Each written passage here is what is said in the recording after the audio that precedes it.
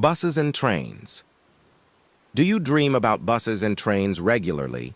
Right before you wake up, the last thing you remember is taking a train or bus meant for public travel, and you were one of the passengers. Do you often find yourself having this dream? Have you ever thought that being a passenger on one of these vehicles has a specific spiritual meaning? If you put it to the test, you'll probably find out that I'm right. Start writing down your dreams, and you'll probably see a pattern, like I did. There is a dream world, and there is what we call real world. We can enter the dream world once we are in a vast sleep. The real world is the world where you leave your physical body in your bed behind. To enter the dream world, no symbolic vehicle is needed. Not necessarily.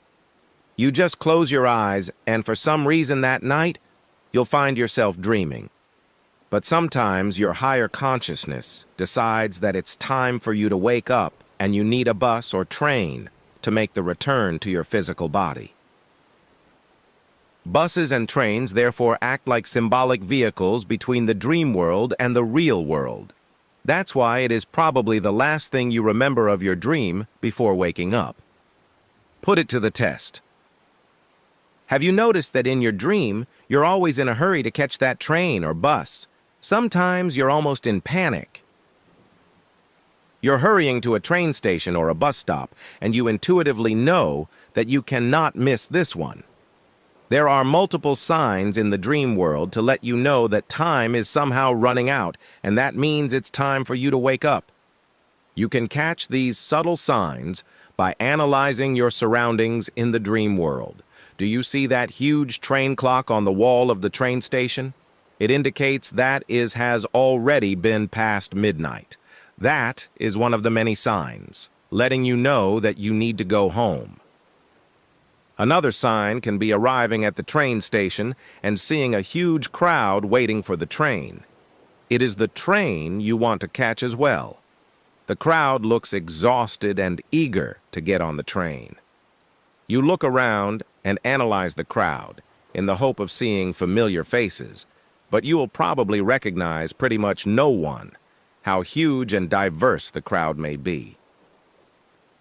Maybe you'll hear one or two people say that the train has been delayed. They could tell it to you or among themselves, but you'll hear it. It makes you feel relieved because this will give you a chance to catch that train. You're not too late. The bus or train, once it arrives, is packed with passengers. Who are these people? Are they really just made of your imagination? Or is there something else going on? Why not assume that these people are sleeping as well, just like you? That they have been plucked out of their dream by the universe and led to a train station or bus stop with the well-intended meaning to lead them back to the real world. All of this leads to another very important question. Why can we only dream for short periods of time since it's not possible to dream for longer periods, such as weeks, months, or even years? I'm sure I never heard of such a case. Could it be that the dream world is regulated by time, just like our world is regulated by it? Sunrise and sunset causes a day to have a limited set of hours.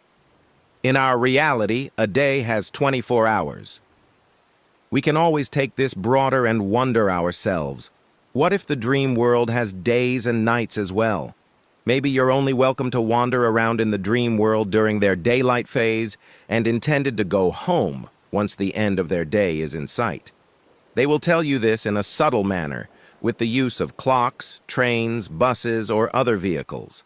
These signs will indicate that it's time to leave. If the dream world is indeed regulated by some laws of nature, then that's a sign that the dream world is somehow just as real as our physical world. How crazy this may sound. Different time planes, different dimensions, maybe they're out there, but only reachable to us during our dreams. All regulated by laws of nature. What do you think?